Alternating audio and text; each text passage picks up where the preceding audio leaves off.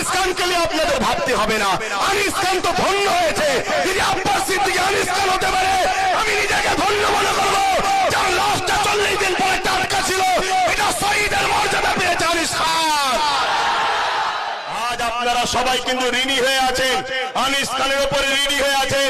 কেন? যে লোকটা চুরি করতে ঘরে ঢুকেছিল তাকে কাঁধে করে আপনারা তুলেছিলেন। বুঝাতে চেষ্টা করছি, বুঝে নেন। আনিস খানের মুখে আব্বাস সিদ্দিকীর মতো ভালো দাড়ি ছিল না, আনিস খানের মাথায় আব্বাস সিদ্দিকীর মতো ভালো টুপি ছিল না, আনিস খান কোন মসজিদের ইমাম ছিল না, আনিস খান কোন মাদ্রাসার মুহাদ্দিস ছিল না, আনিস খান কোন বক্তা ওলি সাহেব ছিল না, আনিস খান আব্বাস সিদ্দিকীর মতো কোন পীরজাদা ছিল না। কিন্তু আনিস খান মানবতার স্বার্থে, ন্যায়ের স্বার্থে, মনুষ্য জাতিকে বাঁচাবার স্বার্থে আনিস খান দেখিয়ে দিয়েছে ইনসাফ কাকে বলে।